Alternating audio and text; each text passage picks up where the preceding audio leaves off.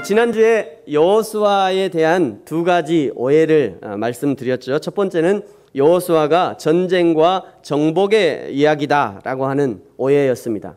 그래서 우리가 찬양의 여호수아 본바다 앞으로 가서 정복하자 이건가요? 그런 찬송을 부르면서 당연히 여호수아서는 정복하고 점령하는 이야기다 이렇게 오해하는 것이 첫 번째였습니다. 그러나 여호수아는 순종의 책이었습니다. 가나안은 순종함으로 정복하는 것이지 무기를 가지고 힘으로 정복하는 것이 아님을 지난주에 확인했었습니다. 두 번째는 가나안은 천국의 모형이다 라고 하는 오해였습니다. 근데 자꾸 가나안을 천국에 대한 예표로 생각하니까 그러면서 늘 부르는 그 찬송이 있죠. 우리 찬송가 291장에 이런 찬송 있죠. 며칠 후 요단강 건너가 만나리. 자꾸 이렇게 찬송하니까 죽어서 이제 요단강 건너가서 만나는 것이 가나안이잖아. 그래서 가나안이 천국이다가 보다 이렇게 오해하는 거예요. 근데 원곡 이게 미국 곡인데 미국 곡은 이 가사가 어떻게 되냐면요. 며칠 후 생명수 건너가 만나리 이렇게 돼 있어요. 생명수가 어디 흐르고 있죠? 요한계시록에 그 마지막 하나님의 천국에 들어가 생명수 이렇게 돼 있잖아요. 그러니까 원곡은 이 생명수 건너가 만나리인데 우리나라로 번역되는 가정 가운데 요단강 건너가 만나리 하니까 요단강 건너서 가나안이 천국인가 보다 이렇게 생각하게 됐다는 거죠. 지난주에 얘기했죠. 천국이면 왜 거기서 싸웁니까? 싸울 필요 없잖아요. 천국에 가서 왜 싸워요? 천국에 가서 싸울 일이 없어요. 근데 가나안은 들어가자마자 싸우잖아요. 싸우면서 점령해야 되잖아요. 그러니까 이 가나안이라는 것은 우리 신앙인들이 믿음으로 이 땅을 어떻게 살아갈 것인가에 대한 그런 예표로 주신 것이 이 가나안이다. 이렇게 해석하는 것이 바른 해석입니다. 오늘 이제 2장에서는요. 가나안의 첫 성 여리고성을 정탐하는 이야기가 등장합니다. 그 여리고성에서 기생 라합에 관한 이야기입니다. 이스라엘이 출애굽에서 가나안 땅에 들어가기까지 두 번의 정탐의 역사가 있었죠. 첫 번째는 민수기 13장에 등장하는 12명의 정탐꾼을 이 가나안 땅에 들여보내는 것입니다. 이때는 막 출애굽을 해서 가나안으로 밀고 들어가자 하는데 이스라엘 백성들이 믿지 않아요. 믿지 않으니까 너희들 12명 들어가서 한번 보고 와봐. 그 땅이 얼마나 좋은 땅인지 한번 보고 와라. 이렇게 해서 이제 보낸 것이고요. 그리고 오늘의 이제 두 번째 정탐의 이야기입니다. 오늘 이 두 번째 정탐은 왜 하나님이 정탐하라고 하느냐면 1장 중간에 보면 그 땅과 여리고를 엿보기 위해서 정탐하는 것입니다. 어디로 들어가야 되는지, 어디가 이 여리고성에 어디가 약한 것인지, 어디로 가야 여리고성을 잘 점령할 수 있을지, 어디로 가야 가나안에 진격해 들어갈 수 있는지 그것을 생각하고 그것을 엿보기 위해서 작전을 짜기 위해서 정탐을 시행하는 겁니다. 그런데 이 정탐을 하러 들어간 여리고성에서 예상치 못한 만남이 이루어지는데요. 이 정탐꾼이 유숙하러 들어간 집이 어디냐면 기생 라합의 집이다. 이렇게 성경이 말씀하고 있습니다. 여러분 어떻게 정탐꾼들이 이 라합이 협조할 것을 알았겠습니까? 그 집, 기생의 집, 장녀의 집에 들어가 여리고성을 지키는 군사들이 의심하지 않도록 그냥 그 집에 들어간 것뿐입니다.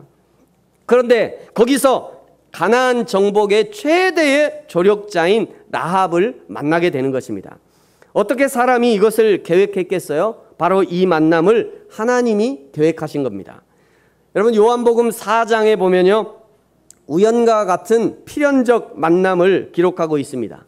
사마리아의 수가성 우물가에서 사마리아 여인을 만나시는 예수님의 기록이 이 요한복음 4장에 등장하는데요. 원래 사마리아는 이스라엘 사람들이 절대 지나가지 않는, 절대 상종하지 않는 그런 땅이었습니다.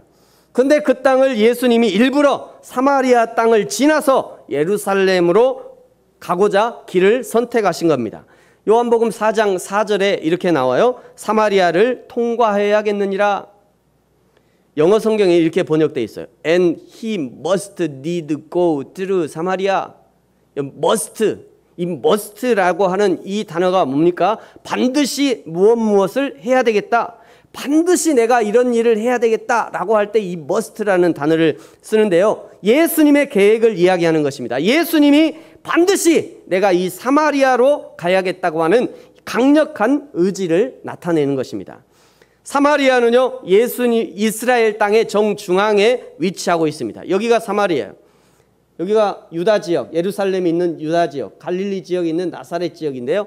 그 중앙에 사마리아라고 하는 땅이 있습니다. 이 사마리아는 BC 600년경에 이방 아수르가 점령해 와서 아수르와 피가 섞이게 돼요.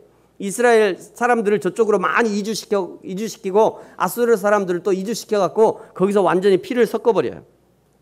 근데 아수르가 패망하고 물러나면서 그 아수르 지역의 유대인들, 정통 유대인들, 여기서 이제 유대인들만 여기 아수르 사람들은 다 가버리고 유대인 사람들만 여기 남게 됩니다. 그러나 정통 유대인들이 보기에는 이미 피가 섞여버렸으니까 저 사람들은 이제 끝났다라고 얘기하는 거죠. 그래서 저 피가 섞인 저 사람들을 개돼지로 취급하게 되는 것입니다. 그래서 보통 이스라엘 사람들은 유다에서 출발해서 이 나사렛 지역으로 갈 때는 보통 이렇게 갑니다. 이렇게. 이 길은 이제 내려가야 되는 길이고 쭉 이렇게 돌아가야 되기 때문에 멀어요. 그럼에도 불구하고 이스라엘 사람들이 이렇게 돌아가는 거예요. 왜요? 사마리아로 가기 싫어서. 그 땅이 더러운 땅이라서 그 땅을 밟기 싫은 거예요. 그래서 사마리아를 돌아가는 겁니다. 그런데 예수님이 이 사마리아를 통과해야 되겠다라고 말씀하시는 거예요. 예수님은 한 번도 버린 적도 없고 버릴 수 없다, 이런 의미입니다. 그리고 이 수가성 우물가에서 예수님이 한 여인을 만나게 되는 것입니다. 이 여인과의 만남 이후에 사마리아가 어떻게 변했는가를 보면요, 예수님이 무엇을 위해서 그 땅에 가셨는지를 알 수 있습니다. 요한복음 4장 40절 이하에 이렇게 말씀하셔요. 사마리아인들이 예수께 와서 자기들과 함께 유하시기를 청하니 거기서 이틀을 유하심에 예수님의 말씀으로 말미암아 믿는 자가 더욱 많아졌다. 예수님의 말씀으로 말미암아 믿는 자가 많아졌대요. 42절, 그 여자에게 말하되, 그 여자 누구예요? 사마리아 우물가에서 만난 그 여자에게 말하는 거죠. 이제 우리가 믿는 것은 네 말 때문에 믿는 것이 아니야. 이제 우리가 믿는 것은 우리가 직접 듣고 믿는 거야. 이렇게 말하고 있어요. 이 수가성의 우물가의 만남을 누가 의도한 만남입니까? 예수님이 의도한 만남입니다. 예수님이 이 만남을 위해서 일부러 사마리아 성으로 가게 된 것이죠. 여러분, 오늘 여리고성에서 두 명의 정탐꾼이 라합을 만나는데 이 라합과의 만남 역시 하나님의 계획적인 만남이었습니다. 여기 라합이라고 하는 이 단어는요, 뜻이 뭐냐면 넓다, 넓게 하다, 이런 의미가 있습니다. 우리 성경에는 기생이라고 번역이 되어 있습니다만 원래 성경에는 몸을 파는 창녀로 번역이 되어 있습니다. 그러니까 라합이라고 하는 이 말은 기생 창녀에게 붙여준 별명이라는 거예요. 그 여자가 넓게 한다, 이런, 그러니까 굉장히 19금에 가까운 그런 별명입니다. 이런 별명을 붙여준 거예요. 그리고 여리고성에 몰래 숨어간 이 두 정탐꾼이 이 여인을 만나게 되는 거예요. 2절에 보니까요, 어떤 사람이 여리고 사람이 정탐꾼이 왔다는 것을 여리고 왕에게 보고하고요, 정탐꾼의 소식이 알려진 거죠. 그리고 3절에 보니까 여리고 왕이 정확히 라합에게 가서 내 집에 들어간 그 사람을 끌어내라 하는 것을 보니까 미행을 해서 정확한 정보를 알려준 것 같아요. 근데 여러분, 사실 이 대목은 상식적으로는 좀 이해가 되지 않는 그런 부분입니다. 왜냐하면요, 이스라엘 사람들은 군대라고 말하기가 되게 어려운 사람들이에요. 이스라엘 사람들이 이런 사람들이거든요. 이게 무슨 군대예요? 이거는 이제 단기 선교 가가지고 이렇게 광야를 걷는 그런 사람들을 찍은 건데, 이스라엘 사람들이 비슷했어요. 40년 동안 이렇게 뺑글뺑글 돌아다녔단 말이에요. 응? 기껏해야 이 사람들이 하나님의 불기둥과 구름 기둥을 쫓아서 빙글빙글 돌아다니는 그런 사람들이에요. 이것이 전부였어요. 그런데 여러분, 여리고성은 어떤 성입니까? 고고학자들에 의하면요, 바깥쪽 두께가 1.8m, 여기 바깥쪽, 여기서부터 여기까지 두께가, 이 두께가 1.8m래요. 여기 높이, 여기서부터 여기 요 높이가 9.2m랍니다. 안쪽 벽과 바깥쪽 공간, 여기 안쪽 벽이죠. 바깥쪽 공간이 제일 넓은 것이 4.6m라고 그래요. 4.6m. 그러니까 이런 성은 이스라엘 사람들이 공격할 수가 없어요. 이건 상대가 안 되는 거예요, 이거는. 그런데 그 안에 있는 사람들은 또 어떤 사람들이에요? 그 주위 사람들의 연합군이 지키고 있어요. 최고의 무기를 가지고. 지키고 있어요. 그런데 이스라엘 상황은 어때요? 다시 한번 보면 이런 상황이에요. 지난 40년 동안 광야를 맨날 뺑글뺑글 걸었잖아요. 방황 끝에 이제 도착한 사람들이에요. 이스라엘은 전쟁에 무기도 없고 기술도 없어요. 그저 전쟁 피난민 같은 그런 상황이란 말이에요. 이런 이스라엘을 앞에 두고 여리고 왕의 반응은 마치 자신들과 대등하든지 아니면 자신들보다 뛰어난 군사가 침입해 오는 것처럼 그렇게 반응하고 있는 거예요. 참 이해하기 어려운 반응입니다. 그리고 군대라고도 할 수 없는 이스라엘이 온다고 더 웃긴 거는요, 이 기생 라합이 이스라엘 편에 붙은 거예요. 아니 저런 군사들 편에 붙은 건 도대체 뭐냐고요. 오히려 이스라엘의 정탐꾼을 숨겨줘요. 이거 뭐 줄을 잘못 써도 단단히 잘못 쓴 거 아닙니까? 기생 라합 세상을 몰라도 너무 모르는 거 아니에요? 그런데 여러분, 이 기생의 입에서 깜짝 놀랄 발언이 쏟아집니다. 자, 여러분 9절을 보십시오. 9절에 이렇게 말해요. 말하되 여호와께서 이 땅을 너희에게 주신 것을 내가 아노라. 이 땅을 너희에게 준 것을 라합이 알고 있대요. 아니 어떻게 알았을까요? 그것을 어떻게 이 기생 라합이 그것을 어떻게 믿고 있냐고요. 40년 전에 12명의 정탐꾼에게 가나안을 보여줬을 때 그때 못 믿었잖아요. 이 정탐꾼들도 못 믿었어요. 정탐꾼들도 못 믿고 통곡하면서 저 모세가 우리를 죽이려고 거기 들어가자 한다 하면서 그냥 돌을 던져서 죽이려고 그랬잖아요. 그런데 이 가나안 땅을 하나님께서 이스라엘에게 주셨다는 것을 이 여리고성의 기생 라합이 알고 있었다는 거예요.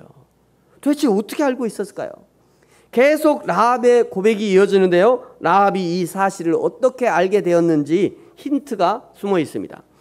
9절 하반절에 보시면요, 우리가 너희를 심히 두려워하고 이 땅 주민들이 다 너희 앞에 간담이 농나니 이는 너희가 10절 이는 너희가 애굽에서 나올 때 여호와께서 너희 앞에 홍해의 물을 마르게 하신 일과 너희가 요단 저쪽에 있는 아모리 사람의 두 왕 시온과 옥에게 행한 일, 곧 그들을 전면시킨 일을 우리가 그 다음에 뭐 했대요?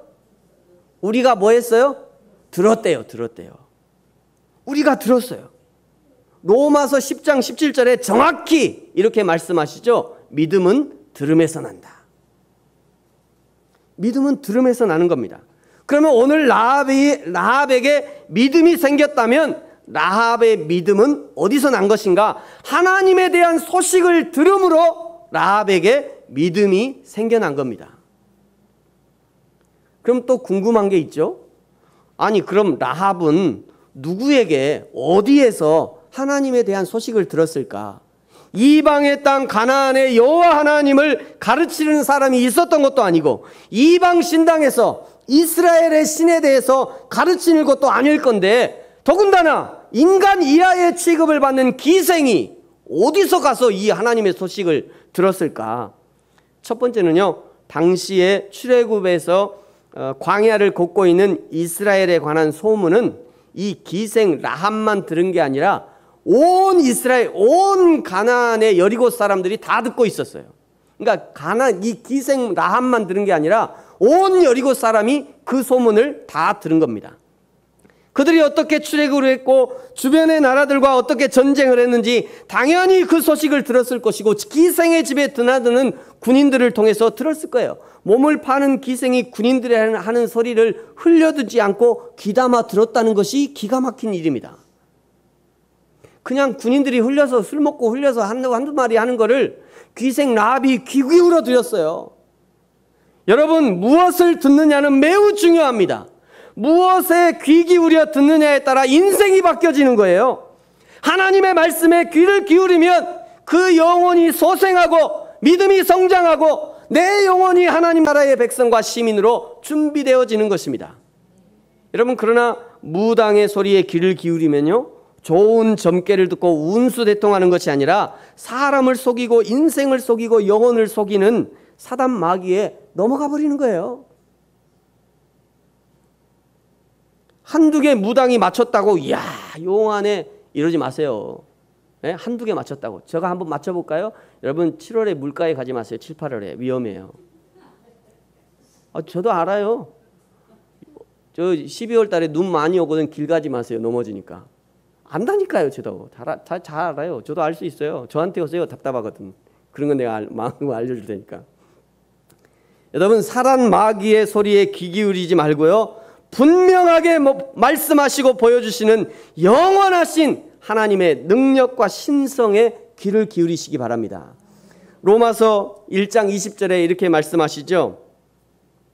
로마서 1장 20절에 죄송합니다. 요 두 개를 아까 했고요. 로마서 1장 20절에 이렇게 말씀하셔요. 창세로부터 그의 보이지 아니한 것들 곧 그의 영원하신 능력과 신성이 그가 만드신 만물에 분명히 보여져 알려졌나니 그러므로 그들이 핑계하지 못할 것이다. 적어도 기생 라합에게는 하나님의 소리를 들을 수 있는 귀가 있었고, 이 이스라엘의 하나님이 천지 만물의 유일하신 하나님이라는 것을 믿는 믿음이 생겨난 것입니다.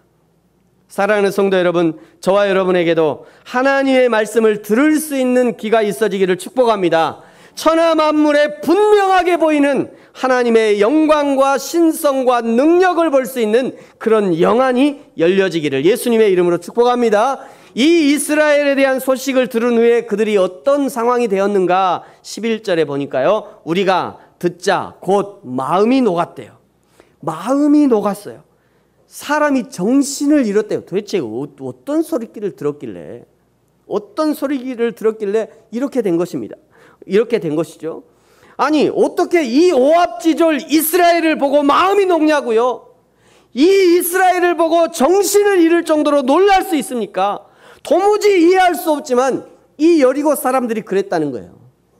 그리고는 이 여리고성의 기생 라합에게 그동안 40년 동안 광야를 통해서도 듣지 못했던 여호와 하나님에 대한 고백, 지금 40년 동안 그렇게 알려주고 싶었던 하나님에 대한 정확한 고백을 기생 라합의 입을 통해서 이스라엘에게 알려주십니다. 그것이 뭐냐면 이 파란 글씨예요. 우리 이건 같이 한번 읽어보겠습니다. 시작.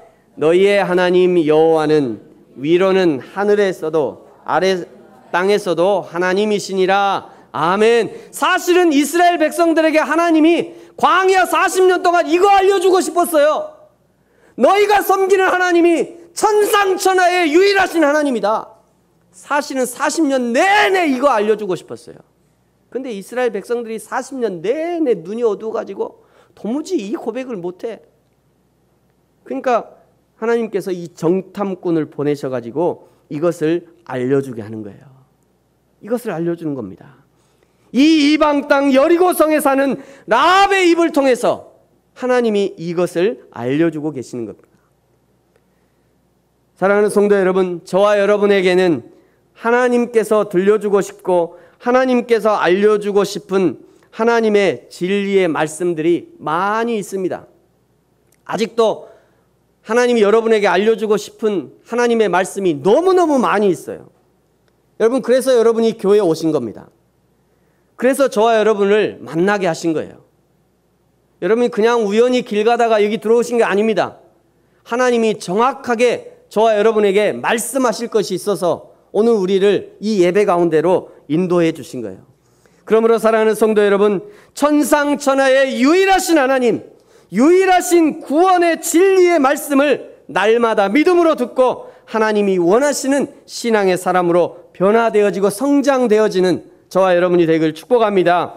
이 하나님에 대한 소식은 당시에 여리고성에 있는 모든 사람들이 들었던 소문이었는데요. 그러니까 그 성의 온 백성이 두려워 떨고 있는 것입니다. 그러나 그 모든 사람이 들었지만 구원은 오직 한 사람, 이 라합에게만 임하게 됩니다. 나중에 이제 다음 주에 한번 보겠습니다만, 모두 듣는다고 해서 모두 다 알게 되는 것이 아니죠. 제가 여기서 아무리 쩌렁쩌렁 설교를 해도 다 들려지는 것이 아니에요. 어떤 사람은 이렇게 설교를 막 앰프를 이빨이 켜놓고 막 이렇게 설교를 해도 이게 안 들려져요. 어떤 사람에게는 그저 시끄러운 소리에 불과하는 거예요. 그러나 어떤 사람에게는 생명의 소리가 되는 것이고 구원의 소리가 되는 것입니다. 사랑하는 성도 여러분, 오늘 저와 여러분에게 들려지는 이 하나님의 말씀이 생명과 구원의 소리로 들려지기를 축복합니다. 이 하나님에 대한 고백을 지금 누가 말하고 있느냐면 라합이 말하고 있는 거예요. 라합이. 이 고백을 지금 누가 어디서 듣고 있습니까? 정탐하러 왔다가 여리고 왕을 피해서 지붕 위에 벌려놓은 이 3대 속에 숨겼던 정탐꾼이 듣고 있는 겁니다. 여기서 정탐꾼이 숨은 3대는 이스라엘의 지붕을 엮는 이 지붕의 그 지푸라기예요. 지푸라기. 그러니까 지붕을 덮으려고 쌓아놓은 이 3대 사이에 정탐꾼들이 숨은 겁니다. 이제 요 3대가 뭐냐? 요걸 또 이게 길게 풀어서 이게 설교하시는 분이 있는데, 저는 이제 어제 준비하면서 굳이 요거를 길게 풀 필요는 없다. 3대는 그냥 3대인 거고요. 숨게 하신 거는 숨게 하신 거예요. 만약에 저기 지푸라기가 있으면 지푸라기로 숨겼겠죠. 그래서 이제 그 정도만 이해해도 되겠다. 물론 더 깊은 것들이 있습니다만 여기서는 이렇게 간단하게 짚고 넘어가겠습니다.